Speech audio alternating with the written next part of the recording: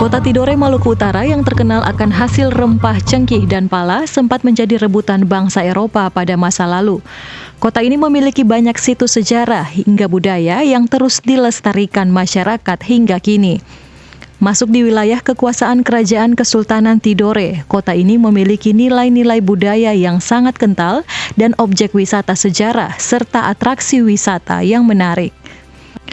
Potensi inilah yang baik untuk dikembangkan untuk mengundang wisatawan berkunjung ke Tidore, baik wisatawan domestik maupun mancanegara. Sektor pariwisata ini menjadi salah satu pembahasan dalam kunjungan DPR Provinsi Maluku Utara ke Kadaton Kesultanan Tidore pada Senin siang. Yang menarik untuk bisa menarik kunjungan para wisatawan baik mancanegara maupun domestik. Nah, karena itu kita lihat salah satu yang paling memiliki daya tarik paling kuat adalah wisata budaya, dalam hal ini terkait dengan Kesultanan Tidore dan juga wisata sejarah.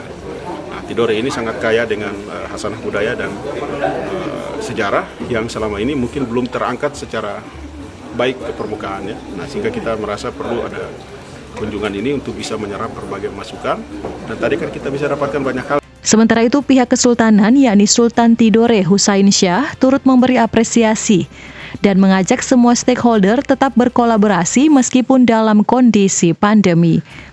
Saya mengucapkan apresiasi dan terima kasih ada perhatian bukan dari orang per orang, dari institusi DPR dalam hal ini Komisi 2. Dan tadi mereka sudah sampaikan, saya bilang bahwa sebagaimana yang Bapak Ibu lihat tentang kondisi kita pada hari ini, COVID-19 ini yang hampir memasuki tahun ketiga ini, dan dia meluluhlantahkan banyak hal dan ini membutuhkan perhatian bukan hanya di pemerintah daerah setempat, tapi juga butuh uluran tangan dari pemerintah provinsi sebagai wakil pemerintah pusat di daerah dan juga pemerintah pusat itu sendiri untuk bersama-sama dalam ini rubuh-rubuh rame-rame untuk bagaimana menangani persoalan-persoalan yang banyak tertinggal di saat ini. Sultan mengatakan kota Tidore merupakan daerah milik bersama, untuk itu perlunya peranan masing-masing individu untuk menjaga dan merawatnya.